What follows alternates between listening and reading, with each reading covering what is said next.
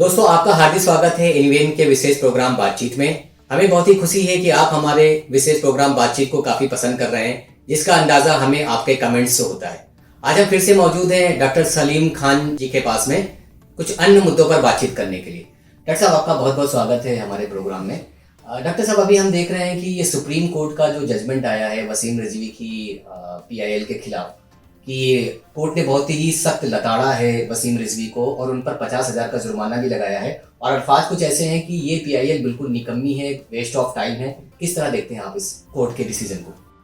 मेरे ख्याल में ये एक बहुत अच्छा फैसला है, इसलिए कि बाबरी मस्जिद का जो निर्णय आया और उसके बाद अर्नब गोस्वामी को जिस तरह से कोर्ट ने रात में जाग के फौरन उसकी जमानत दी, तो इससे लोगों का थोड़ा सा विश्वास हमारी न्याय प्रणाली पर कम होने लगा था।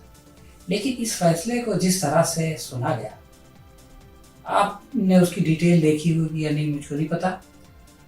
जस्टिस नरीमान ने सबसे पहले एक सवाल किया कि do you want to press it, do you want to really press it, यानी क्या आप ये पैरवी करना चाहते हैं, क्या आप वाकई ये पैरवी करना चाहते हैं। तो होना तो ये चाहिए था कि वो जो वकील रिजवी के लिए खड़े हुए थे, मिस्टर रायजादा, वो समझ जाते कि आगे क्या होने वाला है। लेकिन उन्होंने कहा कि हाँ, I want to press it. तो उन्होंने फिर उनकी बात उनको कहने का मौका दिया और फिर वो एक लंबी चौड़ी बात है, उसकी डिटेल में जाने का वक्त नहीं। लेकिन जब वो अपनी बात कह चुके तो उसके बाद जस्टिस नरीमान की बेंच ने ये कहा कि ये फ्यूरियस है, यानी वो ये भी कह सकते थे कि ये वेस्ट ऑफ टाइम है, ये यूजलेस है। लेकिन उन्होंने उससे भी ज्यादा कड़क शब्दों में जो है उसको नकारा, उसको धुतकारा, जैसा कि आपने कहा कि ये फ्यूरियस है, यानी बिल्कुल नॉन सीरियस चीज, totally non serious, absolute non serious. तो ये जो जिस शब्द का प्रयोग किया गया, इससे बताता है कि जस्टिस नरीमान इससे कितने नाराज थे। और फिर उन्होंने ये किया कि उसके ऊपर 50,000 रुपये का जुर्माना भी लगाया कि उन्होंने जो है वो अदालत कराया। तो मैं ये समझता हूँ कि ये बहुत ही स्वागत योग्य निर्णय है और इससे इस तरह की जो शरारत करने वाले लोग हैं उनकी हौसला पस्त हुआ होगा, उनका जो है वो आइंदा वो इस तरह का काम करने से रुकेंगे, एक तरह का डिटरेंट है। क्या इससे पहले भी इस तरीके की घटनाएं हुई हैं कि किसी और शख्स ने उठ करके कुरान मजीद पर इस तरीके के इल्ज़ामात लगाए हों और कोर्ट ने उस डिसीजन में भी इस तरीके का डिसीजन दिया हो कि ये फ्यूरियस है? जी हाँ, भारत में आप देखें 1987 की बात है। उस वक्त राजीव गांधी की सरकार थी केंद्र में और कलकत्ता में ज्योति बासु जो है वो चीफ मिनिस्टर थे। तो उस वक्त पहले तो एक आदमी ने एक लेटर लिखा चीफ मिनिस्टर को, चीफ सेक्रेटरी को, और उसने ये कहा कि पवित्र कुरान में 90 से ज़्यादा ऐसे श्लोक हैं, ऐसी आयतें हैं कि जिनकी वजह से समाज में नफरत फैलती है, समाज में जो है वो हिंसा फैल सकती है। उसके बाद फिर एक और आदमी मूलचंद नाम का था, वो उससे मिला और इन दोनों ने कोर्ट में जाकर के अपना मुकदमा रखा। तो ये कोर्ट में जब मुकदमा गया तो उसके बाद वो दोनों सरकारें, राज्य सरकार और केंद्र सरकार, वो काफ़ी परेशान हुई। और परेशानी तो इस बात पे थी उस वक्त कि कोर्ट ने उसको एक्सेप्ट क्यों किया, सुनवाई के लिए लिया क्यों। तो वो जिस जज ने लिया था, पुस्तकर नाम था शायद उसका, उससे वो केस ट्रांसफर किया गया एक दूसरे जज की तरफ।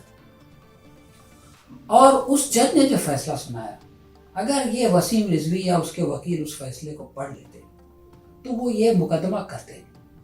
उसमें साफ तौर से कहा गया कि किसी धार्मिक ग्रंथ के ऊपर कोर्ट कोई फैसला नहीं कर सकता, कोई साइंटिफिक इन्वेंशन है उसके ऊपर कोर्ट कोई फैसला नहीं कर सकता, कोई फिलॉसफी है तो उसके ऊपर कोर्ट फैसला नहीं कर सकता। तो और एक दो बात और भी उन्होंने कही गई, मैं चाहता हूँ कि हमारे दर्शकों को उसका मालूम हो।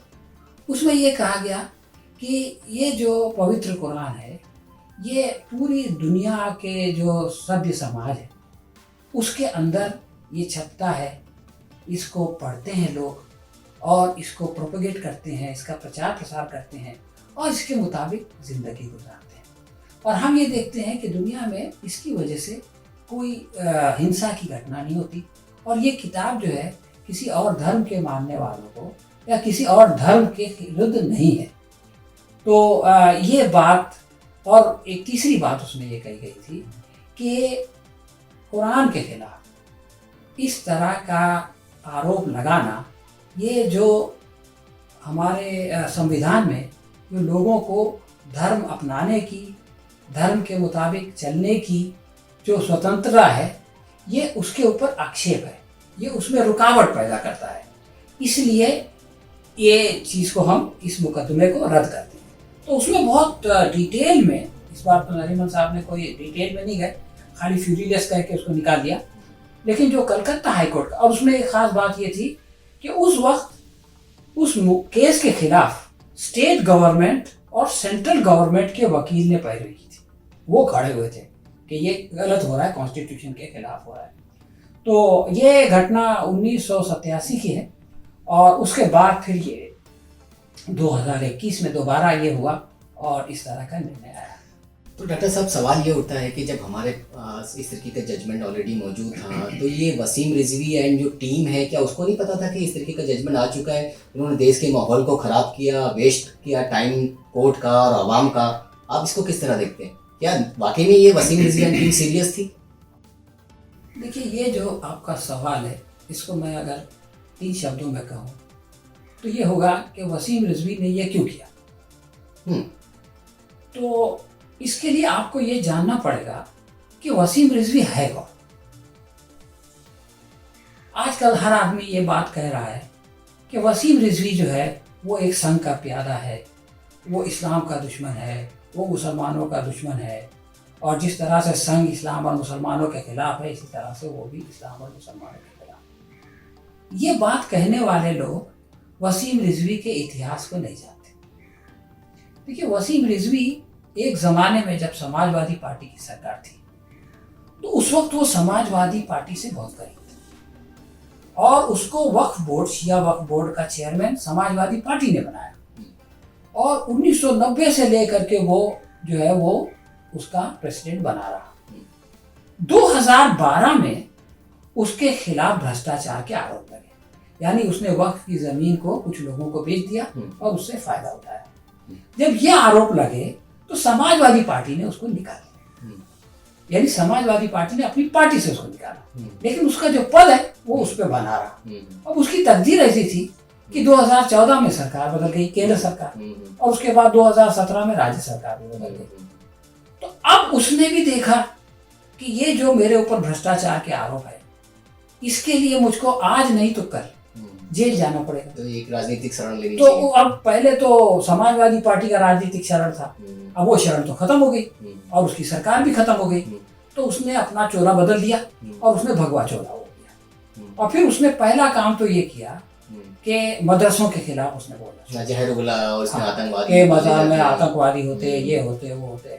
तो इसकी वजह से उसको ऐसा लगा कि भाजपा वाले उससे बहुत खुश हो जाएंगे और उसके सारे गुनाह, उसके जो तमाम पाप हैं, जो उसने भ्रष्टाचार किया है, वो सब माफ हो जाएंगे। तो वसीम रिजवी के खिलाफ जो केसेस लगाए गए थे कि ये इन्होंने सिया वक्फ बोर्ड में घपला किया, उसका करंट स्टेटस क्या है? चलते चलते हमारे व्यूअर्स को बता दीजिए।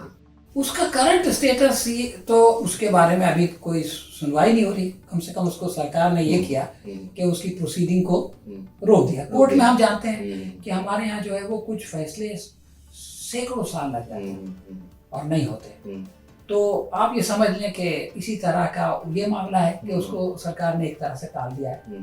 लेकिन आप ये देखें कि वो सरकार को खुश करने के लिए बीच बीच में कुछ और भी करता है। जैसे हाँ, जैसे देखिए सीएए की जब तहरीक चल रही थी पूरे मुल्क में, तो उसने कह दिया कि ये बद किरदार होते हैं, कैरेक्टरलेस स्त्रियां। ये कितनी अजीब बात है कि आप जो है वो एजिटेशन करने वालों के बारे में इस तरह के जो है वो शब्द प्रयोग करें, औरतों के बारे में इस तरह के शब्द प्रयोग जिनको आप जानते हैं उनको आप जो है वो कैरेक्टरलेस कह दें।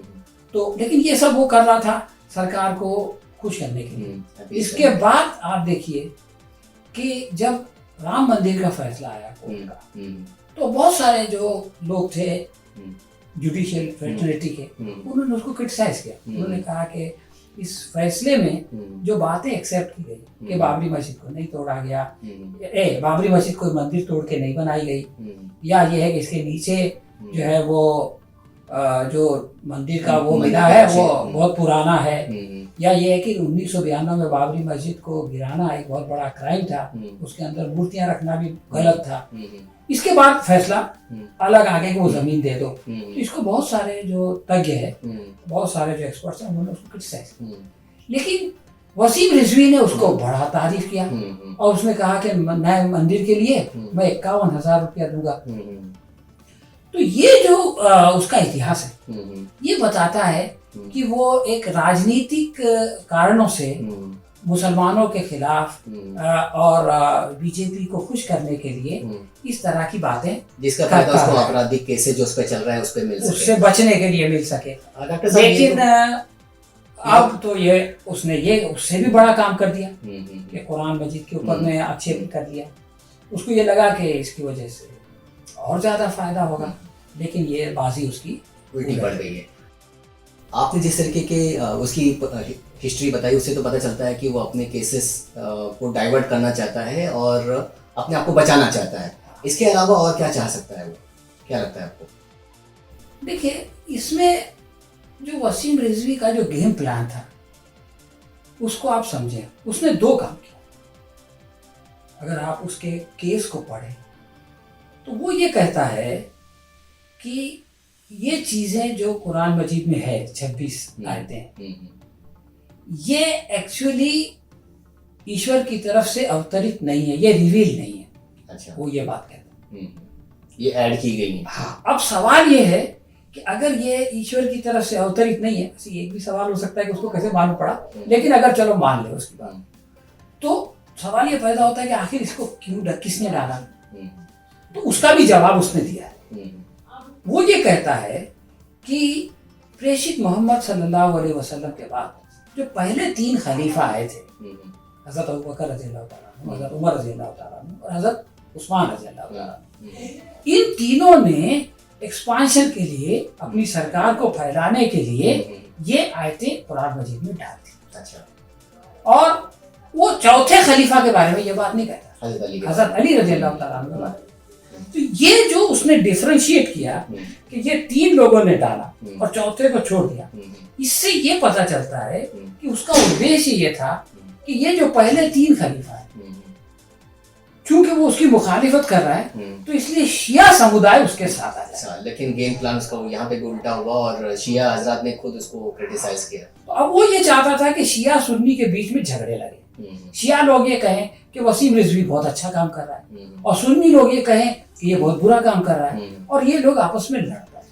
लेकिन हुआ ये कि सबसे पहले शिया समुदाय के लोगों ने इसकी विरोध किया, मुखालिफत की। इसमें एक बात और मैं कहना चाहता हूँ कि असल में इस तरह के काम जो लोग करते हैं ना, वो इतिहास नहीं जानते और वो अपने दिमाग का इस्तेमाल नहीं करते। अब देखिए कि इससे पहले सलमान रश्दी ने एक किताब लिखी थी और वो किताब सैटानिक वर्सेस, उसके अंदर उसने हजरत आयशा के बारे में, उनके किरदार को पे कुछ कीचड़ छालने की कोशिश की थी। उसको भी ये उम्मीद रही होगी कि चूंकि वो हजरत आयशा के बारे में लिख रहा है तो शिया समुदाय उससे खुश हो जाएगा और ईरान के लोग, वहाँ ईरान में नया उस टाइम में रेवोल्यूशन आया था, क्रांति आई थी, तो उसको बुला के उसको वो करेंगे और फिर शिया सुन्नी आपस में इसकी वजह से लड़ जाएंगे। शिया सरकारें, उसकी जो सुन्नी सरकारें हैं वो ईरान से लड़ पड़ेंगी। लेकिन हुआ क्या कि खुद इमाम खुमैनी जो ईरान के थे उन्होंने उसके खिलाफ फतवा निकाल दिया और उस टाइम भी ये हुआ कि शिया सुन्नी एक साथ आ गए। और इस बार भी यही हुआ कि इसके बाद शिया सुन्नी के बीच में एक इतना अच्छा इत्तिहाद हुआ कि जिसका बहुत वो नहीं था, मतलब शिया सुन्नी आपस में एक दूसरे पे कोई इल्जाम लगाए नहीं। किसी ने ये नहीं कहा कि वसीम रिजवी शिया है इसलिए ये कर रहा है, बल्कि सब ने ये कहा कि इसका धर्म से कोई संबंध नहीं है। और सबसे पहले शिया लोगों ने ये बात कह दी कि भाई इसका धर्म से कोई संबंध नहीं है, इसका हमसे कोई संबंध नहीं है। उसके परिवार वालों ने कह दिया कि इससे हमारा कोई संबंध नहीं है। तो इस तरह से जो वो लोगों को आपस में लड़ाना चाहता था, ये प्लान भी उसका, वो प्लान भी जो है उसका फेल। तो इसके लिए तो धन्यवाद देना चाहिए वसीम रिजवी को कि उसने 2 भाइयों को, शिया और सुन्नियों को आपस में काफी अरसे के बाद एक प्लेटफॉर्म पे लाके खड़ा कर दिया। देखिए, अगर आपकी ये बात जो है वो बड़ी इंटरेस्टिंग है। अगर वो ये कोई भी काम अगर इंसान अच्छी नीयत से करे, अगर आप लोगों को कोई भी दो समुदाय, हिंदू मुसलमानों को या शिया सुन्नी को या हिंदुओं में जो अलग अलग पंथ हैं उनमें जो इख्तलाफ है उनको ख़त्म करने की कोशिश करें अच्छी नीयत से, तब तो यकीनन आप जो है वो धन्यवाद के हकदार होते हैं। लेकिन अगर आपकी नीयत तो ये है कि लोगों को लड़ाया जाए, अब उसके नतीजे में आपके इंटेंशन के खिलाफ अगर ये चीज पैदा हो जाती है तो फिर उसके लिए तो आप धन्यवाद के पात्र नहीं हो सकते। तो दोस्तों, ये थी हमारी विशेष बातचीत डॉक्टर सलीम खान के साथ। आपको हमारा प्रोग्राम कैसा लगा इसके बारे में हमें कमेंट बॉक्स में जाकर के बताइए। किसी अन्य मुद्दे के साथ हम आपसे फिर से मिलेंगे, तब तक के लिए हमें इजाजत दीजिए। धन्यवाद।